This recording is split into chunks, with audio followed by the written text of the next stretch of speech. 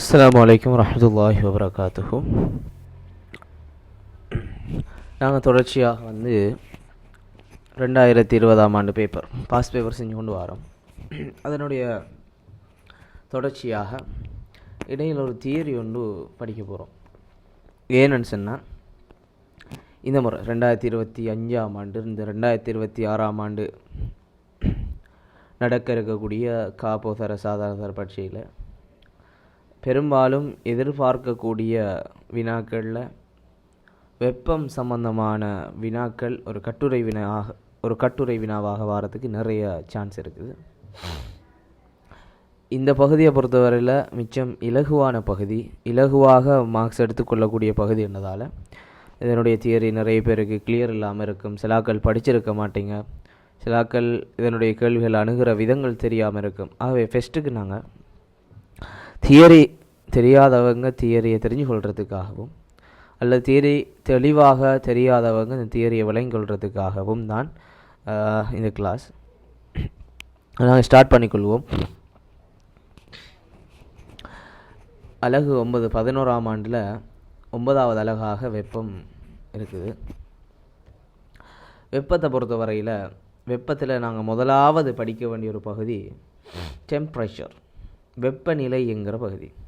எல்லாரும் நினச்சி கொண்டிருக்கிறது வெப்பம் அப்படிங்கிறது உதாரணமாக எங்களோட வானிலை அறிக்கைகளில் இன்றைக்கு டெம்பரேச்சர் ஒரு 30 பாகை செல்சியஸில் இருக்குது அல்லது 25 பாகை செல்சியஸில் இருக்குது அப்படின்னு பேசுகிற நேரம் நாங்கள் நினச்சி கொள்வது, நாங்கள் பேசுகிற நேரம் எப்படி சொல்லுவோம், அன்றைக்கு கடும் வெப்பமாக இருக்குது, கடும் சூடாக இருக்குதுன்னு சொன்னால் கடும் வெப்பமாக இருக்குது அப்படின்ற மாதிரி நாங்கள் பேசுவோம். ஆனால் இந்த வெப்பம் என்றால் என்னங்கிறத நாங்கள் இந்த இடத்துல தான் படிக்க போகிறோம். நாங்கள் உண்மையிலே எப்படி பாவிக்க வேணும்னு சொன்னால், இன்றைக்கு வெப்பநிலை கொஞ்சம் கூடுதலாக இருக்குது அல்லது இன்றைக்கு வெப்பநிலை கொஞ்சம் குறைவாக இருக்குது, இதைத்தான் நாங்கள் பாவிக்கணும். இதான் சரியான வடிவம், சரிதானே? ஆகவே இந்த அலகில் நாங்கள் வெப்பநிலை என்றால் என்ன, வெப்பம் என்றால் என்ன, இதுகள் சம்பந்தமாக தெளிவாக என்ன செய்யலாம், விளங்கிக் கொள்ளக்கூடியதாக இருக்க போது. வெப்பநிலை அப்படிங்கிறது ஒரு பொருள் ஆக்கப்பட்டிருக்கக்கூடிய துணிக்கைகளில் காணப்படும் ஒரு இயக்க சக்தியினுடைய ஒரு அளவீடு. அப்படின்னு சொன்னால் என்ன அப்படின்னா, இப்போ எந்த ஒரு பொருளை எடுத்துக்கொண்டாலும் நாங்கள் கதிரையாக இருக்கலாம், மேசையாக இருக்கலாம், வீதியாக இருக்கலாம், எங்களில் இருக்கக்கூடிய இந்த அகில உலகத்தில் இருக்கக்கூடிய எல்லா பொருட்களுமே துணிக்கைகளால் ஆக்கப்பட்டிருக்குது இல்லையா? இந்த துணிக்கைகளில் காணப்படும் இயக்க சக்தியினுடைய அளவீடு தான் வெப்பநிலை. அதாவது இயக்க சக்தி என்றால் என்னன்னு தெரியும் எங்களுக்கு. இயக்க சக்தின்னு சொன்னால், ஒரு பொருள் குறித்த திணிவோட குறித்த ஒரு வேகத்தோடு இயங்குமாக இருந்தால் அதுக்கு ஒரு குறிப்பிட்ட ஒரு சக்தி இருக்க போது அது இயக்க சக்தின்னு சொல்லுவோம். அதுக்குரிய சமன்பாடு எங்களுக்கு தெரியும். E சமன் சக்தி சமன் அரை mv வர்க்கம் அப்படிங்கிற ஒரு சமன்பாடு வேலை வலை சக்தி என்ற அழகில் 10ஆம் ஆண்டில் தெளிவாக நாங்கள் படிச்சிருக்கிறோம். ஆகவே இயக்க சக்தியினுடைய இந்த என்ன அளவீடு, துணிக்கைகளில் இந்த வெப்பநிலையில் தாக்கம் செலுத்துகிற அளவீடு என்னன்னு சொன்னால், வெப்பநிலை உதாரணமாக இந்த வெப்பநிலை அதிகரிக்க உதாரணமாக 20 பாகை செல்சியஸில் இருக்குது, 20 இருக்குதுன்னு வச்சுக்கொள்வோம், 20 இருக்குது. இப்போ இது 30க்கு மாறுதென்றால் 30க்கு மாறுதுன்னு சொன்னால் என்ன நடக்குது, 30 பாகை செல்சியஸுக்கு மாறுது அப்படின்னு சொன்னால் இந்த வேகம் இருக்குது தானே, வின்னு சொன்னால் வேகம். இந்த வேகம் அதிகரிக்கும், அதாவது இந்த மூலக்கூறுகளினுடைய வேகம். அது இன்னும் காட்ட போனால் என்ன இருக்குது பாருங்கள், லோ டெம்பரேச்சரில் குறைஞ்ச வெப்பநிலையில் இந்த மூலக்கூறுகள், இந்த குறிப்பிட்ட இந்த மூலக்கூறுகளில் இயக்கம்ங்கிறது மிக மெதுவான இயக்கமாக இருக்குது, மிக சிம்பிளாக அங்கே இங்கேன்னு மெதுவாக இயங்கிக் கொண்டிருக்குது. அதே நேரம் வெப்பநிலை உயர்ற நேரம் இந்த மூலக்கூறுகளினுடைய துணிக்கைகளுடைய இயக்கம் என்ன செய்யுது, ஸ்பீடாகுது, வேகம் கூடுது. ஆகவே தான் இதுதான் வெப்பநிலைங்கிறது துணிக்கைகளினுடைய இயக்க சக்தியினுடைய அளவீடு. ஆகவே வெப்பநிலை கூடுமாக இருந்தால் துணிக்கைகளினுடைய வேகம் கூடும். வேகம் கூடுறதால் என்ன நடக்கும், அங்கே இயக்க சக்தியும் மொத்தமாக கூட போகுது.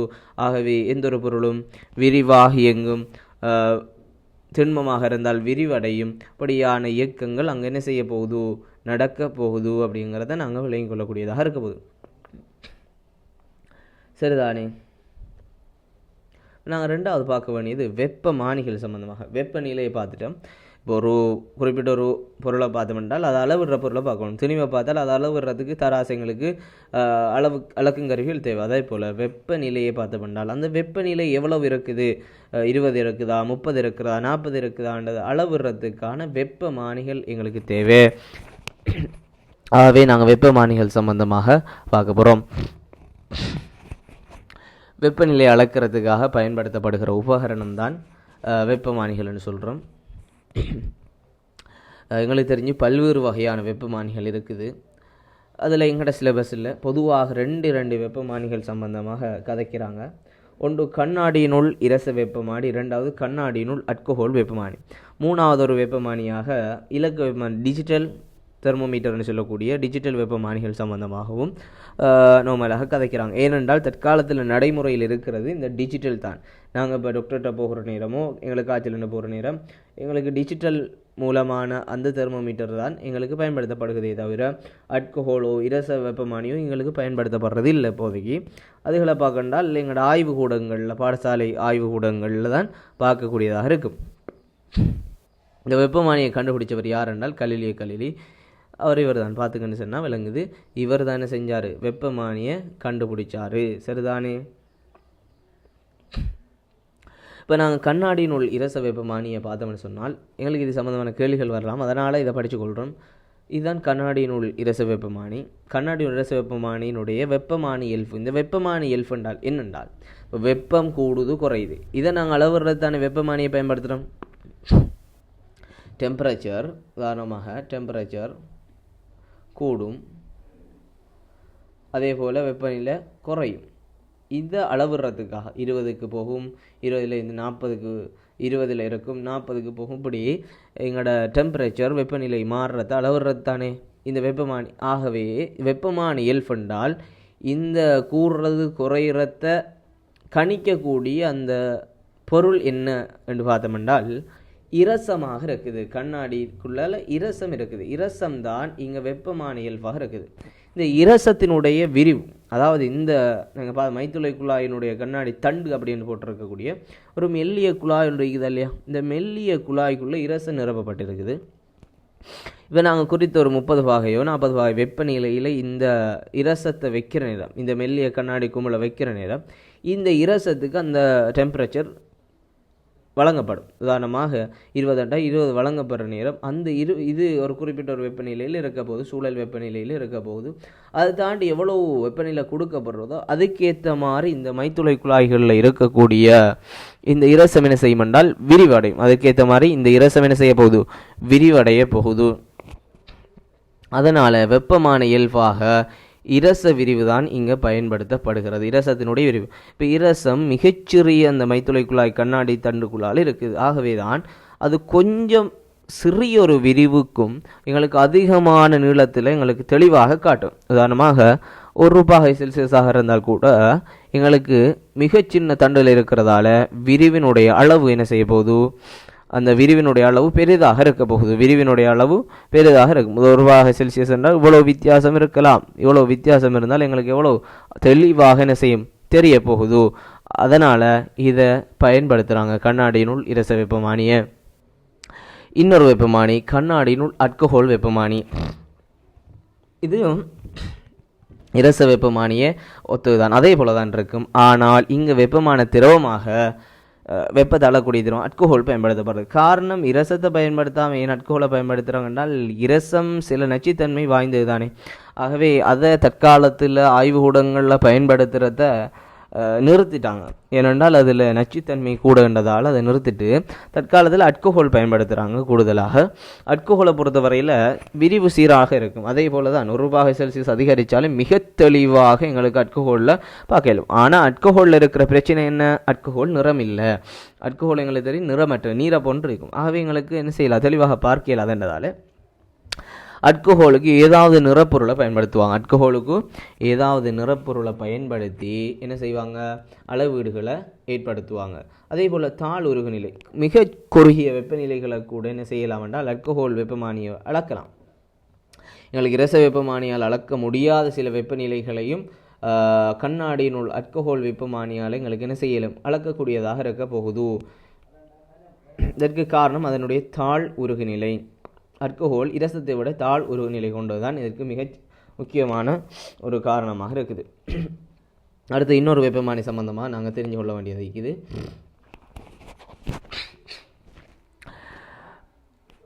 நாங்கள் தற்காலத்தில் பயன்படுத்தக்கூடிய டிஜிட்டல் தெர்மோமீட்டர் தான் அதிக அளவில் இப்போதைக்கு பயன்படுத்தப்பட்டு கொண்டு இருக்குது இல்லையா.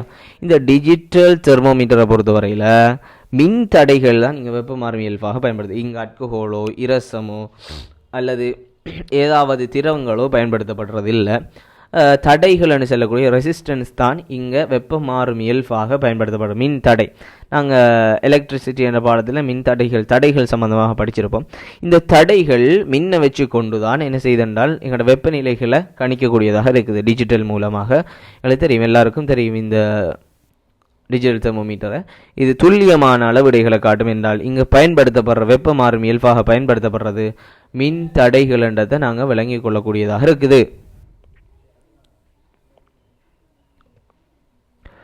அடுத்தது நாங்கள் வெப்பநிலைகளை அளவிடுறதுக்காக 3 அளவிடைகளை பயன்படுத்துகிறாங்க.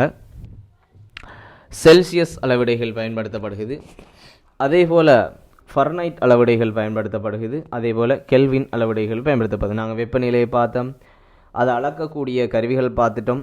இப்போ அந்த கருவிகளில் எப்படி அளக்குறாங்கன்னு பார்க்கணும்னு சொன்னால் அந்த வெப்பநிலை அளவிடைகள் தேவையில்லையா, அதுக்கு தான் இந்த 3 அளவிடைகள் வந்துச்சு. முதலாவது செல்சியஸ், 2வது ஃபரனைட், 3வது கெல்வின். இதில் சர்வதேச அலகாக இருக்கிறது நீலக்கல்ல காட்டிருக்கக்கூடிய கெல்வின்.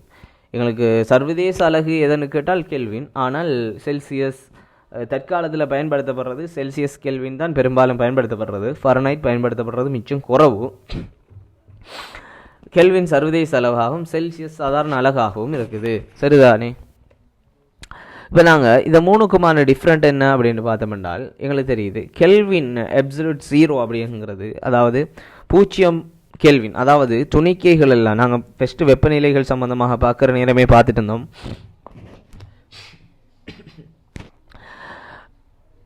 வெப்பநிலை அப்படிங்கிறது துணிக்கைகளினுடைய இயக்க சக்தியின் அளவீடு. அப்போ 0 கெல்வின் என்றால் வெப்பநிலை என்ன? 0 கெல்வின் என்று சர்வதேச அலகில் 0 சொன்னால் அங்கே துணிக்கைகளினுடைய இயக்க சக்தியும் என்ன? 0 இருக்கும்.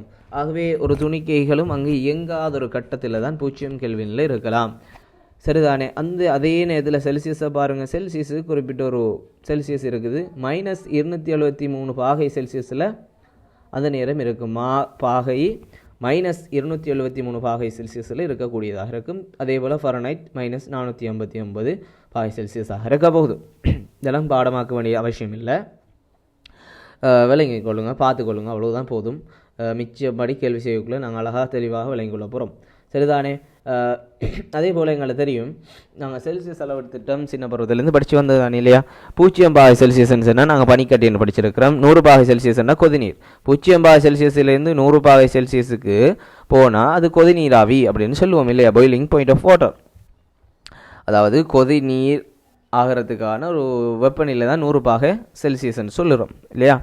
ஆகவே இந்த 0 பாகை செல்சியஸில் கெல்வின் அளவிட என்ன? 273 கெல்வின். சர்வதேச அலகு 0 பாகை செல்சியஸாக இருந்தால் கெல்வின் 273 இருக்குது. ஃபரனைட்டில் 32 பாகை ஃபரனைட் ஆகுது. ஆகவே நாங்கள் இங்கே என்னத்தை விளங்கி கொள்கிறோம்னு சொன்னால் எல்லாம் அளவிடைகள் எல்லாம் சமனானது இல்லை என்றதை நாங்கள் தெளிவாக விளங்கிக்கொள்கிறோம். ஆனால் இன்னொரு விஷயம் இருக்குது. உதாரணமாக கெல்வினில் 1 பாகை கெல்வின் அதிகரித்தால் செல்சியஸும் 1 பாகை செல்சியஸ் தான் அதிகரிக்கும். ஆனால் இங்கே அடிப்படை பெருமானங்கள் தான் வித்தியாசம். இது 0 பாகை செல்சியஸ் என்றால் இங்கே அதுக்கு 273 கெல்வின் சமன். விளங்குதா? அப்போ 0 பாகையிலேருந்து 100 பாகை செல்சியஸ் அதிகரித்தால் 273 எத்தனை அதிகரிக்கும்? 100 தான் அதிகரிக்கும். 273 100 கூதுனா 373. வழங்கிச்சா? 1 பாகை செல்சியஸ் அதிகரித்தால் 1 கெல்வின் தான் அதிகரிக்க போகுது. அதில் வித்தியாசம் இல்லைனா ஃபரனைட் அப்படி அல்ல. அதனால் தற்காலத்தில் ஃபரனைட் அலகுகளை பயன்படுத்துறது இல்லை, இருக்குது அப்படின்றத வந்து தெரிஞ்சு வச்சுக்கொள்ளுங்க. சரிதானே? உங்களுக்கு கெல்வின் அளவிடைகளும் செல்சியஸ் அளவிடைகளும் கட்டாயம் தெரிஞ்சிருக்க வேணும். சரிதானே? நாங்கள் கேள்விகள் பார்க்குற நேரம் இன்னும் தெளிவாக விளங்க போகுது. இப்போ நாங்கள் கேள்விகள் சிலதை செஞ்சு கொள்வோம். இப்போ செல்சியஸ் கெல்வினுக்கு எப்படி மாத்திர, கெல்வினை செல்சியஸுக்கு எப்படி மாத்திரன்னு சில பயிற்சிகளை செஞ்சு கொண்டு வந்தால் எங்களுக்கு அதில் தெளிவு வந்துடும். இப்போ ஒரு செல்சியஸாக இருக்கக்கூடிய அலகு, உதாரணமாக 20 பாக 30 பாக 40 பாக செல்சியஸ்ன்னு சொல்லக்கூடிய இந்த செல்சியஸ்களை கெல்வினாக எப்படி மாற்றுறது அப்படின்னு சொல்லி பார்ப்போம். அதே போல் கெல்வினில் இருக்கக்கூடிய 30 கெல்வின் 40 கெல்வின் 100 கெல்வின் 1000 கெல்வினில் இருக்கிற அளவு திட்டங்களை எப்படி செல்சியஸாக மாற்றுறது அப்படின்றதையும் நாங்கள் பார்த்துக்கொள்ள போகிறோம். கெல்வினுக்கு மாற்றுவோம். முதலாவது இப்போ நீங்கள் செஞ்சு கொள்ளுங்க பார்க்க 100 பாகை செல்சியஸை மாற்றிக்கொள்ளுங்க, 20 பாகை செல்சியஸை மாற்றிக்கொள்ளுங்க, 30 பாகை செல்சியஸை மாற்றிக்கொள்ளுங்க, 200 பாகை செல்சியஸ் அதை மாற்றிக்கொள்ளுங்க, 1000 பாகை செல்சியஸ் இதையெல்லாம் கெல்வினுக்கு மாற்றிக்கொள்ளும். இப்போ என்ன செய்யணும், இங்கே தந்திருக்கிறது தான் சமன்பாடு, பாடமாக்க தேவையில்லை, ப்ராக்டிஸ் பண்ணக்குள்ளே வந்துடும். செல்சியஸை கெல்வினுக்கு மாற்றணும். மனுஷன் என்ன செய்யணும், தந்த செல்சியஸோட 0 பாகையில் அடிப்படை அலகுன்னு 273 சரிதானே, தசத்தையெல்லாம் கூட்ட தேவையில்லை, 273 கூட்டினா சரி. உதாரணமாக 100 பாகை செல்சியஸ்ன்றா அதோட 273 கூட்டினா சரி. 20ன்னு சொன்னால் அதோட 273 293, 30ண்டா 273ஓட 30 கூட்டினா 303 கெல்வின், 200 கூட்டுறது 573 கெல்வின், 1000 கூட்டுறது 1273 கெல்வின். அவ்வளோதான், சிம்பிளான விளக்கம். கெல்வின் என்றால் இவ்வளவுதான். அது வந்து நீங்கள் செஞ்சதை பார்த்துக்கொள்ளுங்க, ஒப்பிட்டு பார்த்துக்கொள்ளுங்க, மிக சிம்பிளானது, ஒன்றும் பெரிய கஷ்டம் இங்கே இல்லை. விளங்குதா?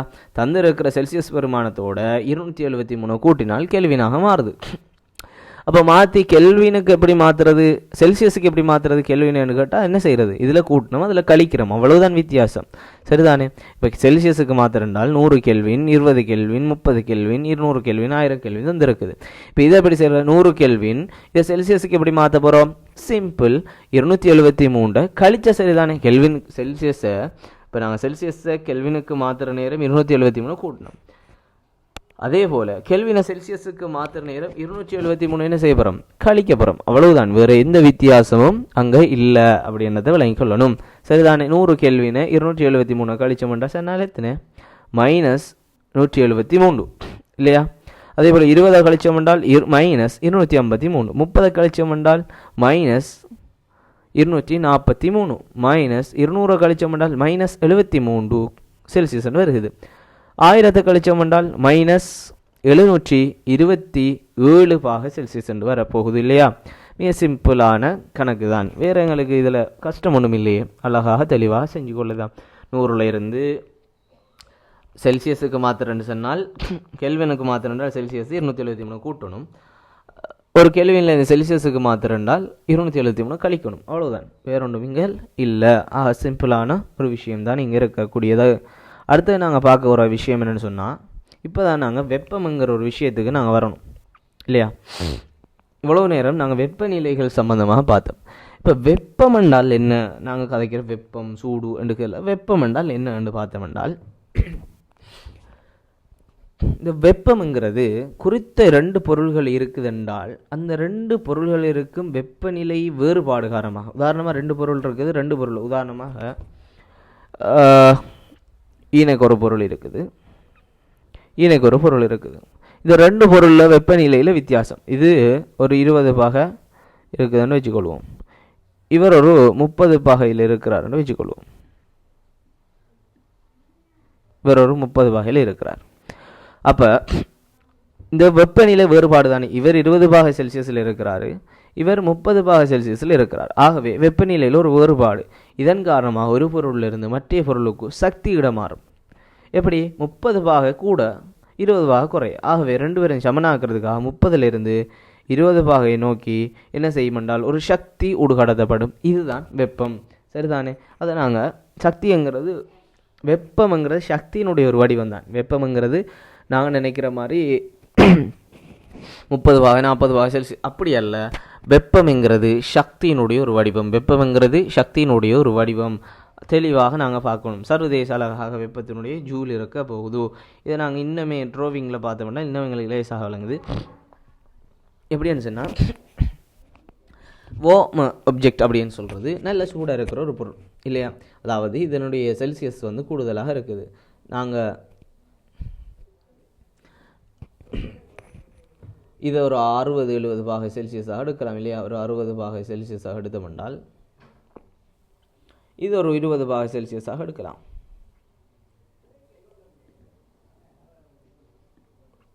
இப்போ என்ன நடக்குதுங்க?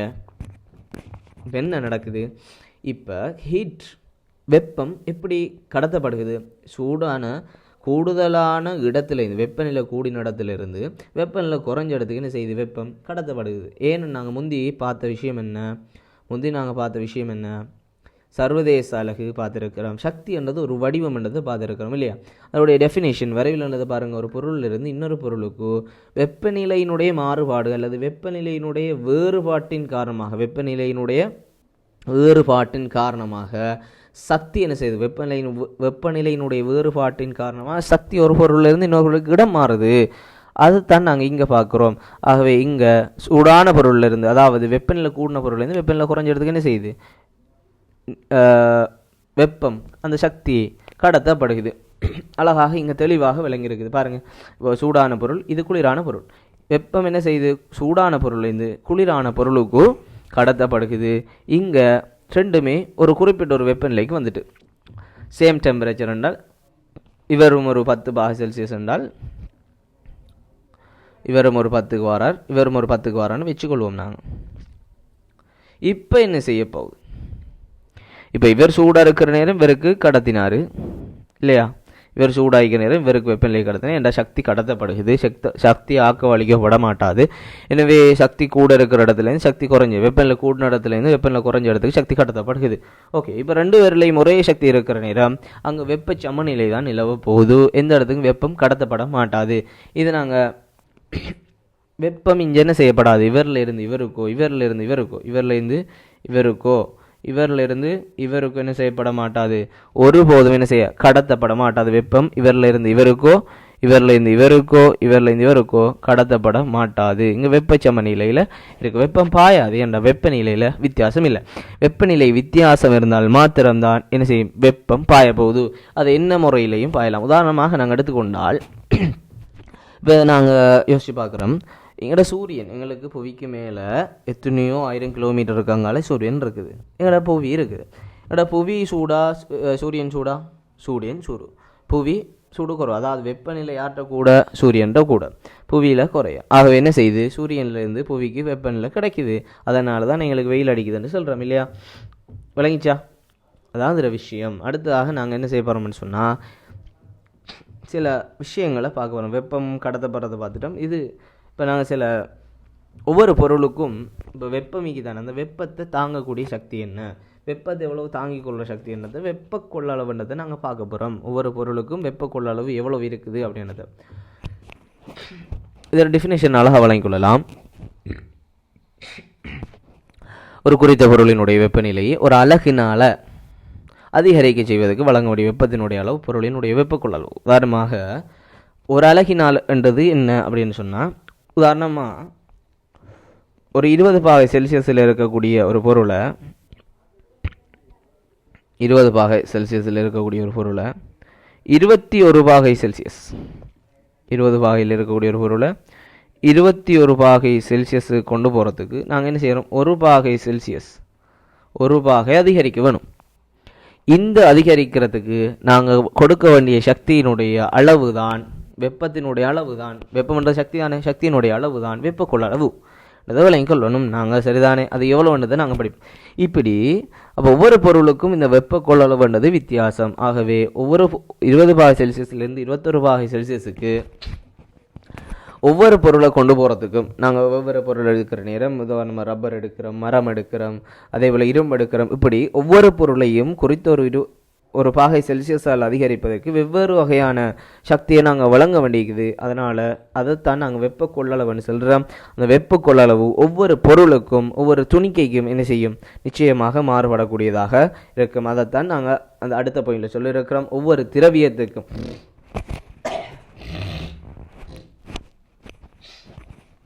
திரவியத்துக்கும் வெப்ப கொள்ளளவு நிச்சயமாக வேறுபட போகுது.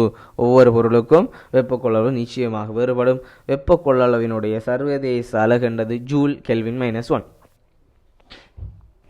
எல்லாருக்கும் ஒரு டவுட் வரும், இந்த வெப்ப கொள்ளளவு எப்படி கணிக்கிற அப்படின்னு சொல்லி. சரிதானே? வெப்ப கொள்ளளவெல்லாம் நீ கணிக்க தேவையில்லப்பா, அவனுக்கு தருவாங்க. வெப்ப கொள்ளளவு, தன் வெப்ப கொள்ளளவெல்லாம் உனக்கு எக்ஸாமில் தருவாங்க. அதை பற்றி நீ யோசிக்க தேவையில்லை. உனக்கு வேலை கம்பேர் பண்ணுறது தான். அதாவது எதில் இந்த இதுக்கு வெப்பம் இலகுவாக கடத்தப்படும், எதில் இந்த இது குறைஞ்ச நேரத்தில் கடத்தப்படும், இதுகளில் கம்பேர் பண்ணுறது தான் ஒன்று வேலை அதை பேப்பர் செய்யக்குள்ள மிக தெளிவாக நாங்கள் பார்த்துக்கொள்ள போகிறோம். இப்போ பாருங்கள், வெப்ப கொள்ள அளவுகள் ஒவ்வொன்றுக்கும் ஒவ்வொரு மாதிரி இருக்குது. ஆக இது வழி எடுத்துக்கொண்டால் 1 ஜூல் கெல்வின் -1 இருக்குது. அதே போல் அலுமினியத்துக்கு வித்தியாசம், அயன் இரும்புக்கு வித்தியாசம், இப்படியாக ஒவ்வொரு கூறுக்கும் ஒவ்வொரு திரவியத்துக்கும் என்ன செய்யுதுன்னு சொன்னால் வெப்ப கொள்ளளவுகளை வித்தியாசமாக தான் சரி. ஒவ்வொரு திரவியத்துக்கும் வெப்ப கொள்ளளவுகள் என்ன செய்யும், ஒவ்வொரு திரவியத்துக்கும் வெப்ப கொள்ளளவு வேறுபடுமன்றதை அங்கே சொல்லியிருக்கிறாங்க. சரிதானே?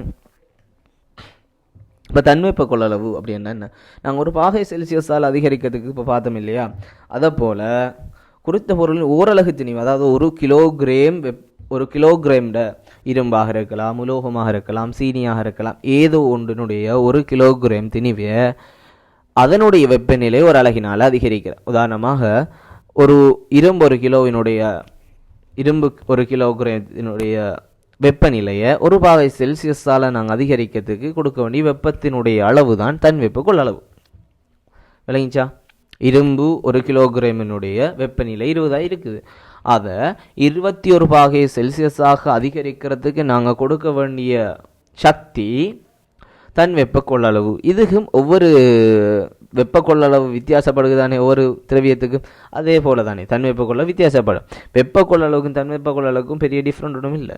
வெப்ப கொள்ளளவு அப்படிங்கிறது ஒரு பாகை செல்சியஸால் ஒரு திரவியத்தினுடைய வெப்பநிலை அதிகரிக்கிறது கொடுக்க சக்தி. தன் வெப்ப கொள்ளளவுனா அந்த பொருளை 1 கிலோகிராம் அதை எத்தனை கிராமோ எத்தனை ஒரு மூலக்கூறை வெப்பநிலை அதிகரிக்கிறதுக்கு வெப்ப கொள்ளளவுன்னு சொல்கிறேன். அதே அந்த மூலக்கூறினுடைய 1 கிலோகிராமினுடைய வெப்பநிலையை ஒரு பாகை செல்சியஸால் அதிகரிக்கிறதுக்கு நாங்கள் கொடுக்க வேண்டிய சக்தியினுடைய அளவை தன் வெப்ப கொள்ளளவுன்னு சொல்கிறோம். அவ்வளோதான், வேறு டிஃப்ரெண்ட் அங்கே ஒன்றும் இல்லை. வெப்ப கொள்ளளவு நிச்சயமாக வேறுபட போகுது. சர்வதேச அளவு அதே ஜூல் கெல்வின் -1 தான். இப்போ வெப்ப கொள்ளளவுன்னா சி. சரிதானே? வெப்ப கொள்ளளவு அப்படிங்கிறது சமன். எதுக்கு சமன் என்றால் திணிவு தர தன் வெப்ப கொள்ளளவு. ஆகவே வெப்ப கொள்ளளவு இந்த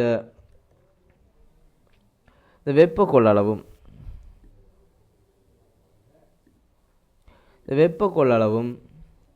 அதே போல் தன் வெப்ப கொள்ளளவும் சமந்தான். இடையில் என்ன டிஃப்ரெண்ட் என்றால் திணிவு. வெப்ப கொள்ளளவு என்றால் சி என்று எடுத்தோம்னால் அதாவது ஒரு பாகை செல்சியஸால் அதிகரிக்கிறதுக்கு நாங்கள் கொடுக்க வேண்டிய சக்தி. தன் வெப்ப கொள்ளளவு என்றால் அதை 1 கிலோகிராம், அவ்வளவுதான் வித்தியாசம். குறிப்பிட்ட ஒரு பொருளோட 1 கிலோகிராம் திணிவை அதிகரிக்கிறது கொடுக்க வேண்டிய சக்தி, அவ்வளவுதான் வித்தியாசம். வேறொன்றும் இங்கே இல்லை. என்னத்தை விளங்கி கொள்ள வேணும். நாங்கள் இப்போ கேள்விகள் செய்கிற நேரம் இங்கே வெப்பத்தினுடைய அளவு Q1 சொன்னால் நாங்கள் அதிகரிக்கிறதுக்கு கொடுக்க வேண்டிய வெப்பம் எவ்வளவு அப்படின்றது காணப்படும். சரிதானே? இப்போ இந்த சமன்பாடு பார்த்து Q = mc θ. இதில் Q அப்படிங்கிறது வெப்பம். நாங்கள் எவ்வளோ வெப்பத்தை ஒரு பொருளை இந்த இத்தனை பாகையிலேருந்து இத்தனை பாகைக்கு அதிகரிக்கணும், நான் எவ்வளோ சக்தியை கொடுக்கணும் அப்படிங்கிறதுக்கான அந்த வெப்பத்தினுடைய அளவு, அந்த சக்தியினுடைய அளவை குறிக்கிறதுக்கு Q என்கிற குறியீடை பயன்படுத்துகிறோம். எம்ங்கிறது திணிவு, அந்த பொருள் எவ்வளவு திணிவு அப்படிங்க. சிங்கிறது தன் வெப்ப கொள்ளளவு. இங்கே நாங்கள் வெப்ப கொள்ளளவுன்னு படிச்சிருக்கிறோம், தன் வெப்ப கொள்ளளவுன்னு படிச்சிருக்கிறோம். ஆகவே தன் வெப்ப கொள்ளளவு இங்கே பயன்படுத்துகிறோம். அதனால் MC எம் திணிவையும் போட்டிருக்கிறோம், தன் வெப்ப கொள்ளளவுக்கு சின்னு போட்டிருக்கிறோம். இப்போ இதுக்கு ரெண்டுக்கும் சேர்த்து ஒரு குறியீடை போடலாம். என்னென்னு சொல்லுங்க. எம்சிக்கு பதிலாக இந்த எம்சிக்கு பதிலாக ஒரு குறியீடை போடலாம். எது? வெப்ப கொள்ளளவு அப்படிங்கிற ஒரு அழகை நாங்கள் இங்கே பிரதியிடலாம். வெப்ப கொள்ளளவு அப்படிங்கிற ஒரு அழகை என்ன செய்யலாம்? பிரதியிடலாம்ங்கிறத விளங்கி கொள்ள வேணும். சரிதானே? நாங்கள் அது தார நேரம் அதை வச்சுக்கிறோம். எங்களுக்கு குறிப்பிட்ட திணிவு தந்து தன் வெப்ப கொள்ளளவு தந்தால் Q = mc θ. எங்களுக்கு திணிவு தரலை, வெப்ப கொள்ளளவு மட்டும் தந்து குறித்த வெப்பநிலை அதிகரிக்க வேண்டும் என்றால் எங்களுக்கு நாங்கள் சமன்பாடு எடுப்போம். எப்படி? Q = கேபிட்டல் C தீட்டா அப்படின்னு எடுத்த மாட்டேன். சரி, கேபிட்டல் C தீட்டா. Q என்ற குறிப்பிட்ட வெப்பம் எவ்வளோ வெப்பம் எவ்வளோ கொடுக்க வேணும். C என்ற வெப்ப கொள்ளளவு தீட்டா. குறிப்பிட்ட தீட்டாவை குறிப்பிட்ட வெப்பநிலையை அதிகரிக்கிறதுக்கு எவ்வளவு வெப்ப கொள்ளளவு சக்தியை கொடுக்க வேணும் என்றதை நாங்கள் எப்படி காண்றோம்? வெப்ப கொள்ளளவை தீட்டாவில் பெருக்கி காணக்கூடியதாக இருக்கும். இங்கே திணிவும் எங்களுக்கு தன் வெப்ப கொள்ளளவு தந்தால் இந்த சமன்பாடு, எங்களுக்கு வெப்ப கொள்ளளவும் குறிப்பிட்ட வெப்பநிலையும் தந்தால் இந்த சமன்பாடு Q = C தீட்டா என்ற சமன்பாடை நாங்கள் போட்டுக்கொள்வோம். சரிதானே? இப்போ இந்த கேள்விகளை செய்கிறதன் மூலமாக தெளிவாக விளங்கும்னு நினைக்கிறேன்.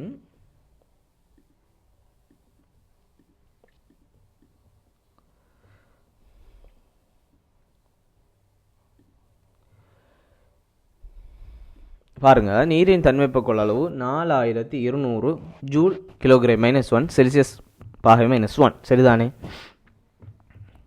அங்கே முன்னுக்கு ஒரு பிழை நடந்திருக்குது, அதை கொஞ்சம் நான் சொல்லிக்கொள்கிறேன். இதனுடைய அலகு வந்து ஜூல் கிலோகிராம். இன்னைக்கு கிலோகிராம்ன்றது மிஸ் ஆகிக்குது. இன்னைக்கு இதனுடைய சரியான அலகு வந்து ஜூல் கிலோகிராம் கெல்வின் -1 அல்லது ஜூல் கிலோகிராம் செல்சியஸ் -1. இது பிள்ளை எண்ணத்தை மாற்றிக்கொள்ளுங்க. இன்னைக்கு ஜூல் கிலோகிராம் -1 கெல்வின் -1. சரிதானே? இதனுடைய அலகு வெப்ப கொள்ளளவில் அடையுதான் ஜூல் கெல்வின் -1. ஏன்னா அங்கே தெளிவு சம்மந்தப்படுறது இல்லை, அதை மாற்றிக்கொள்ளுங்களேன். நீரின் தன்வெப்ப கொள்ளளவு 4200 ஜூல் கிலோகிராம் -1 செல்சியஸ் -1 சொல்லி தந்திருக்குது. எங்களுக்கு இங்கே செல்சியஸ் தாராங்களோ கெல்வின் தாராங்க, அதை பற்றி பிரச்சனை கிடையாது. ஏனென்றால் செல்சியஸ் தந்தால் நாங்கள் தீட்டாவை செல்சியஸில் பிரதியிட்டால் சரிதானே, கெல்வினில் தந்தால் தீட்டாவை கெல்வினில் நாங்கள் பிரதியிட வேணும். அதை எப்படியான சொல்லி காட்டுறேன் பாருங்கள். இவளுக்கு தந்திருக்கு 2 கிலோகிராம் திணிவினுடைய வெப்பநிலை 10 பாகை செல்சியஸ்னால உயர்த்த தேவையான வெப்பத்தினுடைய அளவு. இல்லை ஆரம்பத்தில் என்ன இருந்த இறுதியில் என்ன வாக போகுது அதெல்லாம் தரல, எவ்வளோ வெப்பநிலை நீ கூட்டணும் அப்படின்றத மட்டும்தான் இங்கே பேசியிருக்கிறாங்க. ஆகவே சிம்பிளாக நாங்கள் அப்போ வெப்பநிலை மாற்றத்தை தான் தந்திருக்கிறாங்க. Q = mc theta. இதே சமன்பாட்டை போட்டோம்னு சொன்னால் எம்முக்கு பதிலாக 2 கிலோகிராம், எம்முக்கு பதிலாக 2, எம்முக்கு பதிலாக 2 தர 2 கிலோகிராம் தர இந்த 4200 சி தன்வெப்ப கொள்ளளவு இங்கே அழகாக தந்திருக்கு, தன்வெப்ப கொள்ளளவுன்னு சொல்லி. ஆகவே 4200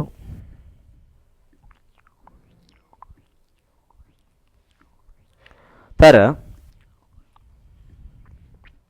எவ்வளோ ஆள் உயர்த்த போகிறோம், வெப்பநிலை மாற்றம் எவ்வளோக்கு நடக்கணும், 10 பாகை, அவ்வளோதான். 10 பெருக்கணும். சரிதானே? விளங்கிச்சா? 10 பெருக்கிட்டா சரி. ஆகவே விட என்ன வரப்போகுது,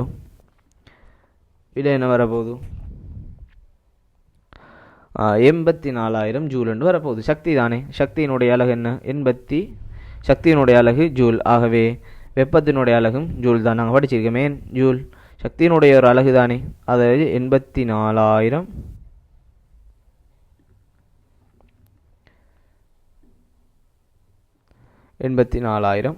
ஜூல் என்று வரப்போகுது இல்லையா? 84,000 ஜூல் என்று வரப்போகுது. இதை நீங்கள் செஞ்சு பார்த்துக்கொள்ளணும். அடுத்த 2வது கேள்வி. ஒரு அலுமினிய துண்டின் திணிவு 0.5 கிலோகிராம் ஆகும். அதனுடைய வெப்பநிலை 25 பாகை செல்சியஸிலிருந்து 45 பாகை செல்சியஸுக்கு உயர்த்த தேவையான வெப்பத்தினுடைய அளவு. இங்கும் தன்வெப்ப கொள்ளளவு தந்திருக்கிறாங்க. அலுமினியத்தினுடைய ஒவ்வொரு பொருளுக்கும் வேறுபடும் தன்வெப்ப கொள்ளளவு தந்திருக்கிறாங்க. Q = mc தீட்டா பயன்படுத்தணும் என்றால் நான் 25லேருந்து 45 ஆக்கிறதுக்கு 25 பாகை செல்சியஸ்லேருந்து 45 பாகை செல்சியஸ் அது எவ்வளவுக்கு நாங்கள் வெப்பம் அங்கே கொடுக்க வேண்டும் என்றதை அழகாக காணலாம். அதே சமன்பாடு Q = mc theta, Q = mc theta, திணிவு திணிவு 0.5 தர எவ்வளவு இதனுடைய தன்வெப்ப கொள்ளளவு நான் சியை போடணும். 900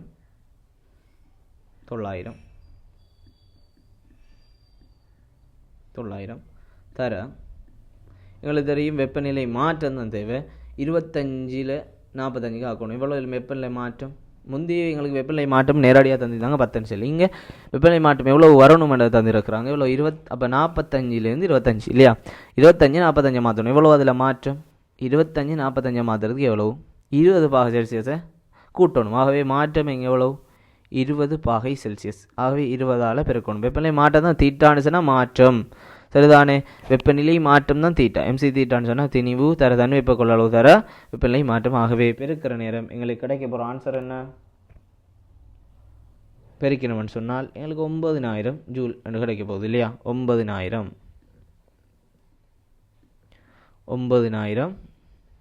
ஜூல் என்று கிடைக்க போகுது. 9,000 ஜூல்னு சொல்லி எங்களுக்கு விட கிடைக்க போகுது. ஆகவே இதான் சரியான விட. அழகாக பார்த்து செஞ்சு கொள்ளுங்க. அடுத்த 3வது கேள்வி வைத்துக் கொள்வோம். 30 பாகை செல்சியஸ் வெப்பநிலையில் உள்ள 2 கிலோகிராம் செம்பிற்கு 20,000 ஜூல் வெப்பத்தை நாங்கள் வழங்குகிற பொழுது அதனுடைய இறுதி வெப்பநிலை மாற்றம். நாங்கள் மாற்றம்னு சொன்னால் ஆரம்பத்திலே படிச்சிருக்கிறோம், 2வது யூனிட்லாம் அழகாக படிச்சுக்கிறோம். மாற்றம் என்றால் இறுதியிலேருந்து ஆரம்பத்தை, அதை முந்தி செஞ்சோம். 45லேருந்து 25 கழிச்சு 20 எடுத்தோம். அதே போல் தான் இங்கேயும் எங்களுக்கு செம்பினுடைய தன்வெப்ப வந்து ஒன்றிலும் வெப்பக்கொள்ளளவு சம்மந்தமாக கேள்வி கேட்கல, தன்வெப்பக்கொள்ளளவு தான் கதைச்சிருக்கிறாங்க. சரி, பிரச்சனை இல்லை. நாங்கள் பார்த்து Q சமன் MC தீட்டா, அதே சமன்பாடு தான். Q சமன் MC தீட்டா. எங்களுக்கு இப்போ வெப்பநிலை மாற்றத்துக்கு இறுதி வெப்பநிலை என்னன்றது தான் காணணும். ஆரம்பிப்பில் 30 தந்திக்கிறாங்க. வெப்பநிலை Qவினுடைய அளவு வந்து 20,000 ஜூலாம், 20,000 ஜூல் அப்படின்றதையும் தந்திருக்கிறாங்க. ஆகவே நாங்கள் அதை போட்டுக்கொள்வோம்.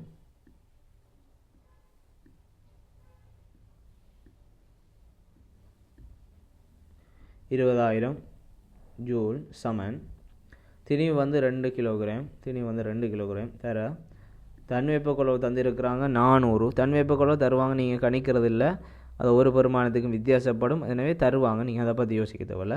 400 தர இறுதி வெப்பநிலையிலேருந்து ஆரம்ப வெப்பநிலை கணிக்கணும். இறுதி வெப்பநிலைக்கு நாங்கள் தீட்டா 2 போடுவோம், தீட்டா 2. ஆரம்ப வெப்பநிலை -30, ஆரம்ப வெப்பநிலை -30. ஆகவே இப்போ நாங்கள் என்ன செய்கிறோம்னா இது ரெண்டையும் பெருக்கணும்னால் 800. 2800 பிரித்தா எத்தனை வரப்போகுது? 2000 என்ன செய்யணும்? இந்த 800. ஆகவே நாங்கள் 2000 என்ன செய்யணும்? 2800 பிரிக்கணும். 2800 பிரித்தோம்னு சொன்னால் எங்களுக்கு வரப்போகிற விட 2800 பிரித்தோம்னால் எங்களுக்கு எப்படி வரப்போகுது? 25 அப்படின்னு சொல்லி போகுது. 2800 பிரித்தோம்னால் 25 வரப்போகுது. 25 வரப்போகுது இல்லையா? சமனுக்கு அங்கால 2800 பிரித்தால் 25. 2000ல் 100 எத்தனை தரம்? 25 தரம். ஆகவே தீட்டா 2 30 சயவை சமனுக்கு அங்கால கொண்டு வந்தால் ப்ளஸ் கூட்டுப்பட போகுது 30 கூட்டுப்பட்டால் தீட்டா 2 30 என்ன செய்ய போகுது? கூட்டுப்பட போகுது. 30 கூட்டுப்பட போகுது. ஆகவே தீட்டா 2 அப்படிங்கிறது தீட்டா 2 எங்களுக்கு எத்தனையாக வரப்போகுது? இறுதி வெப்பநிலை 30 இருந்தது, இறுதியாக எத்தனை போகுது? 55க்கு போகுது. 30 25 எத்தனை? 55 பாகை செல்சியஸுக்கு போக போகுது. விளங்கிச்சா? மிக சிம்பிளான கேள்விகள். 4வது கேள்விக்கு நாம் பெய்துகொள்வோம். ஒரு கிலோகிராம் நீர் ஒரு செம்பு பாத்திரத்தில் இடப்பட்டிருக்குது. செம்பு பாத்திரம் ஒரு நல்ல வெப்ப கடத்தி என்று எல்லாருக்கும் தெரியும். ஆகவே அதை கவனித்து கொள்ளணும். நீரை கொண்ட பாத்திரத்தினுடைய திணிவு 1.6 கிலோகிராம். நீரினுடைய வெப்பநிலை 25 பாகை செல்சியஸ். அப்போ நீரை கொண்ட பாத்திரத்தின் திணிவு 1.6 கிலோகிராமா, நீரினுடைய திணிவு வந்து 1 கிலோகிராமா. நீரினுடைய வெப்பநிலை 25 பாகை செல்சியஸ். பாத்திரத்தில் நீரை கொதிக்க வைக்கும் வரைக்கும் வெப்பத்தின வெப்பத்தினுடைய அளவை காண சொல்லிக்கிறாங்க. எங்களுக்கு தெரியும். இந்த கேள்வி கொஞ்சம் ட்ரை பண்ணுறது நல்லா நினைக்கிறேன். கொஞ்சம் ட்ரை பண்ணிக்கொள்ளுங்க.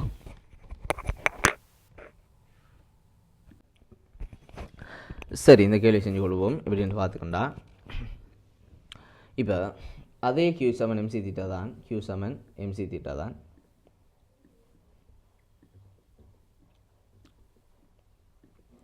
Q சமன் MC தீட்டா சரிதானே? இப்போ நாங்கள் பார்த்தோம்னால் Q எங்களுக்கு வந்து 2 Q தந்திக்குது இல்லையா? இப்போ நாங்கள் செம்பு பாத்திரத்தில் தண்ணி ஊற்றினோம்னா நாங்கள் சூடாக்குற நேரம் செம்பு பாத்திரமும் சேர்ந்து தானே சூடாக போகுது. ஆகவே எங்களுக்கு தெளிவாக தெரியணும் எவ்வளோ வெப்பம்னு சொன்னால் மொத்த வெப்பத்தினுடைய அளவு குறிப்பிட்ட ஒரு தண்ணியும் சூடாகிறதுக்கு குறிப்பிட்ட ஒரு வெப்பத்தை எடுத்திருக்கும்.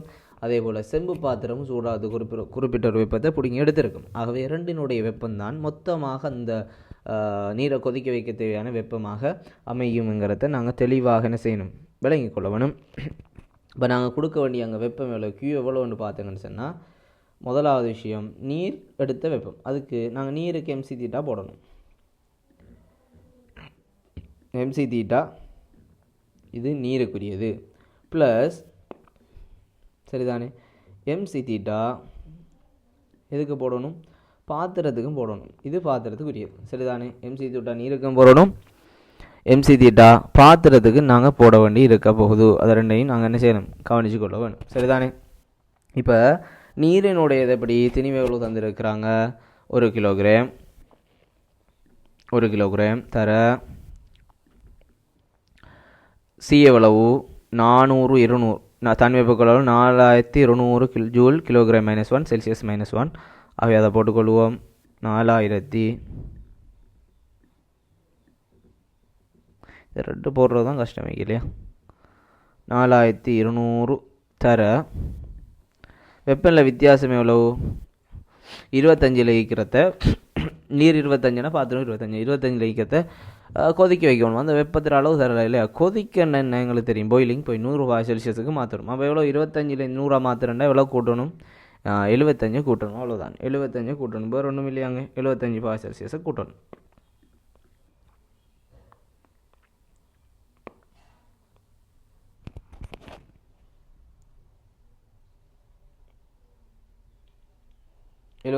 செல்சியஸை கூட்டணும். ப்ளஸ் இதுக்கு ப்ராக்கெட் பண்ணிக்கொள்ளணும். 2 பெருக்கல் பொட்மாஸ் பண்ணிக்கொள்வது தான் நல்ல. சரிதானே, இல்லாட்டி குழப்பிக்கொள்ளும். அடுத்து பாத்திரத்தினுடைய பாத்திரம் பெற்ற வெப்பத்தினுடைய அளவு, பாத்திரத்தினுடைய திணிவு எவ்வளவு? இப்போ நான் பார்த்தா 1 கிலோகிராம் நீரா திருப்பி தந்திக்க நீரை கொண்ட பாத்திரத்தின் 1.6 கிலோகிராம் வேண்டாம். அப்போ வெறும் பாத்திரத்தினுடைய திணிவு எவ்வளவு? இப்போ எங்களுக்கு தெரியும் 1 கிலோகிராம் நீரை திணிவா. ரெண்டாவது வந்தீங்க நீரையும் பாத்திரமும் சேர்த்து 1.6ன்னு சொன்னால் பாத்திரத்தினுடைய அளவு சிம்பிள் 0.6 கிலோகிராம். 0.6 கிலோகிராம். 0.6 கிலோகிராம் தர தன் வெப்பக்கொள்ள பாத்திரத்தில் எவ்வளவு?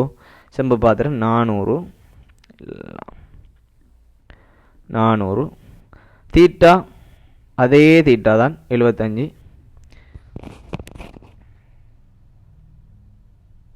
அதே தீட்டா 75 பெருக்கினா எவ்வளோ வருகுது?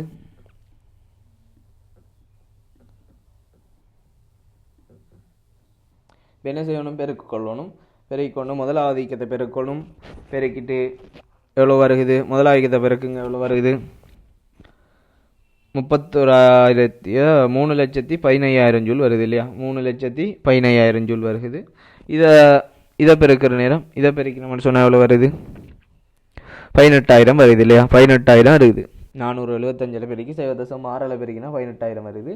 மொத்தமாக கூட்டி எங்களுக்கு எடுக்கிற நேரம் 3,33,000 ஜூல் வருது. 3,33,000 ஜூல். 3,33,000 ஜூல் வரப்போகுது. 3,33,000 ஜூல் வரப்போகுது. 3,33,000 ஜூல் வருகுது. சரிதானே. இப்போ 4 கேள்விகள் பார்த்துருக்கிறோம். இந்த 4 கேள்விகளுக்குள்ளே தான் மாறி 4 கேள்விகளுக்குள்ளே தான் பாஸ் பேப்பர் கேள்விகளும் வந்திருக்குது. சரிதானே. அப்போ இலகுவானது, கஷ்டம் ஒன்றும் இல்லை, மிச்சம் சிம்பிளான பகுதி. நம்ம அடுத்ததுக்கு பெய்துக்கொள்ளும். அடுத்தது சடப்பொருட்களினுடைய நிலை மாற்றம் எங்களுக்கு தெரியும். எங்களுக்கு சடப்பொருட்கள் பற்றி தெரியுமாலா. சடப்பொருட்கள் எத்தனை வகை இருக்குது? திண்மம், திரவம், வாயு. அதாவது சடப்பொருட்கள் என்ன? ஒரு இடத்தை மடைக்கணும், திணிவையும் குறிப்பிட்ட திணிவையும் கொண்டிருக்கணும். அது சடப்பொருள் இல்லையா. இந்த சடப்பொருட்களில் திண்மம், திரவம், வாயு வரும். இதனுடைய மாற்றம், நிலை மாற்றம் எப்படி இருக்குது? சொலிடாக இருக்க அதை லிக்யூடாக மாற்றுற, லிக்யூடை கேஸாக மாற்றுற. இது பேர்கள் நாங்கள் இது சின்ன பருவத்துலையும் தெரியும். இதுக்கு பேர்கள் என்ன அப்படிங்கிறத. உதாரணமாக ஒரு சொலிடாக இருக்கிற ஒரு பதார்த்தத்தை சொலிடாக இருக்கணும்னு நாங்கள் படிச்சிருக்கிறோம். 3வது யூனிட்டில் 10ஆம் ஆண்டில் படிச்சிருப்போம். அதனுடைய துணிக்கைகள் மிக இறுக்கமாக இருக்கும். 3வது சொலிடாக இருக்கிற நேரம் அதனுடைய துணிக்கைகள் மிக இறுக்கமாக இருக்க போகுது, மிக நெருங்கியதாக இருக்கும். இதை நாங்கள் குறிப்பிட்ட ஒரு குறிப்பிட்ட ஒரு வெப்பநிலை, அதோட வெப்பநிலை அதிகரிக்கிற நேரம் மெல்ட்டிங் ஆகும். மெல்ட்டிங்னு சொன்னால் என்ன தமிழால்? உருகுறது. மெல்ட்டிங்னு சொன்னால் உருகுதல் அப்படின்னு சொல்லுவோம் இல்லையா. மெல்ட்டிங்னு சொன்னால் உருகும். உருகினால் அதனுடைய துணிக்கைகள் என்ன செய்யும்? இதாக்கப்படும். கொஞ்சம் குறிப்பிட்ட ஒரு வெப்பநிலைக்கு வரும். அது சொலிடாக இருந்தது லிக்விடாக குறிப்பிட்ட வெப்பநிலை அதிகரிச்சிருக்கும். அதனுடைய துணிக்கைகள் என்ன செய்யும்? இதாக்கப்பட்டிருக்கும். அங்கே இங்கேயும் மறைஞ்சு கொண்டிருக்கும். சரிதானே. ஆகவே இயக்க சக்தி அதிகரிக்க வெப்பநிலையும் அதிகரிக்கும். திருப்பி இன்னும் நாங்கள் அதனுடைய வெப்பநிலை அதிகரிக்க குறிப்பிட்ட ஒரு வெப்பநிலை அதிகரித்து கொண்டு போகிற நேரம் என்ன செய்யும்? அது ஆவியாக்கப்படுகிறது. எவப்போஷன் சொன்னால் அது என்ன செய்யுது? ஆவியாகுது. எவப்போஷன் சொன்னால் கொதித்தாவியாகிறது அப்படின்னு சொல்கிறோம் இல்லையா. அப்போ அதனுடைய துணிக்கைகள் இன்னுமே இதாக்கப்படுகிறது. இந்த வரைபடங்கள் எல்லாம் 3வது யூனிட்டில் அழகாக தெளிவாக படிச்சிருக்கிறோம். எவப்போஷன் ஆவியாக்கப்படுகிறது. சரிதானே. இப்போ இப்படி மட்டும்தான் நடக்குது அப்படின்றா இல்லை, நேரடியாக இப்போ ஆவியானதை நாங்கள் வெப்பநிலையை குறைச்சானு செய்யும் மாறி நடக்கலாம் தானே. ஆவியாகிறத நாங்கள் வெப்பநிலையை கொஞ்சம் கொஞ்சமாக குறைக்கிறோம். ஆவியான ஒரு பொருளை நாங்கள் வெப்பநிலையை குறிப்பிட்ட வெப்பநிலையை குறைச்சி வர நேரம் என்ன செய்யும், அது உறையக்கூடியதாக இருக்கும். சரிதானே, உறையும். ஆவியான பொருளை நாங்கள் கொஞ்சம் கொஞ்சம் வெப்பநிலையை குறைச்சிக்கு வந்தோம்னு சொன்னால் உறையக்கூடியதாக இருக்கும். உறைதல் கண்டென்சேஷன்னா உறைஞ்சி போய் இருக்கும். அந்த உறைஞ்ச பொருள் அல்லது ஒரு திரவமாக இருக்கக்கூடிய ஒரு